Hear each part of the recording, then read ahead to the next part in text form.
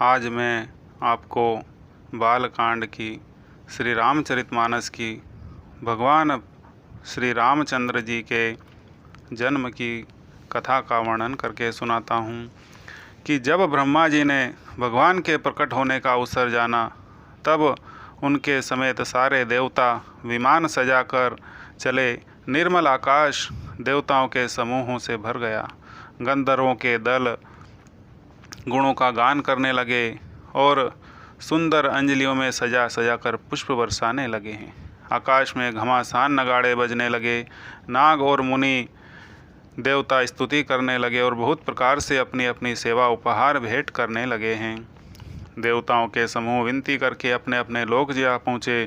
समस्त लोकों को शांति देने वाले जगत के आधार प्रभु श्री रामचंद्र जी प्रकट हुए। बोलिए श्री रामचंद्र भगवान की जय। दीनों पर दया करने वाले कौशल्या जी के हितकारी कृपालु प्रभु प्रकट हुए। मुनियों को मन को हरने वाले और अद्भुत रूप का विचार करके माता हर्ष से भर गई। नेत्रों को आनंद देने वाला मेघ के समान श्याम शरीर था। चारों भुजाओं में अपने खास आयुध धारण किए हुए थे। दिव्य आभूषण और वनमाला पहने थे। बड़े बड़े नेत्र थे। इस प्रकार शोभा के समुद्र तथा खर राक्षस को मारने वाले भगवान श्री राम जी प्रकट हुए। दोनों हाथ जोड़कर माता कहने लगी कि हे अनंत, मैं किस प्रकार तुम्हारी स्तुति करूं।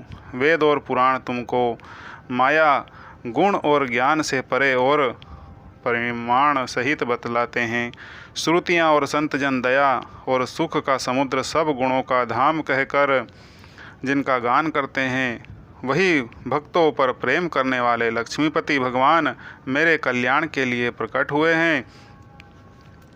वेद कहते हैं कि तुम्हारे प्रत्येक रोम में माया के रचे हुए अनेकों ब्रह्मांडों के समूह हैं, भरे पड़े हैं।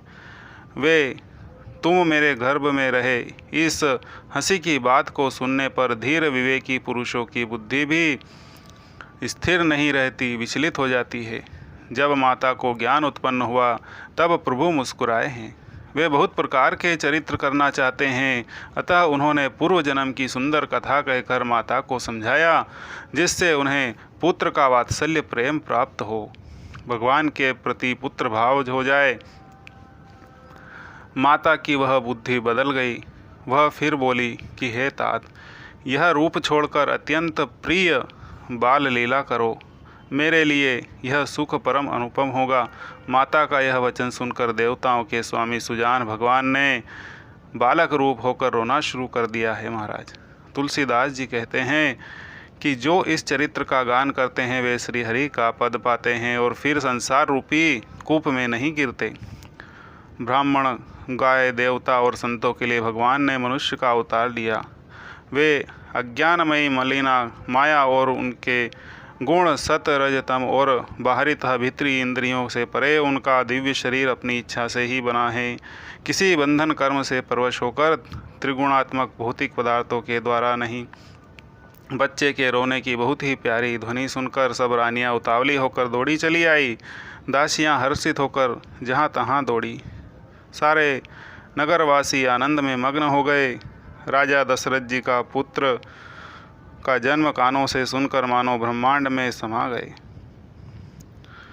मन में अतिशय प्रेम है। शरीर पुलकित हो गया। आनंद में अधीर हुई बुद्धि को धीरज देकर और प्रेम में शिथिल हुए शरीर को संभाल कर वे उठना चाहते हैं। जिनका नाम सुनने से ही कल्याण होता है, वही प्रभु मेरे घर आए हैं। यह सोचकर राजा मन में परम आनंद से पूर्ण हो गया मन। उन्होंने बाजे वालों को बुलाकर कहा कि बाजे बजाओ। केकई और सुमित्रा इन दोनों ने भी सुंदर पुत्रों को जन्म दिया और उस सुख संपत्ति का समय और समाज का वर्णन सरस्वती और सर्पों के राजा शेष जी भी नहीं कर सकते। ध्वजा, पताका और तोरणों से पूरा नगर छा गया। जिस प्रकार से वह सजाया गया उसका तो वर्णन ही नहीं किया जा सकता।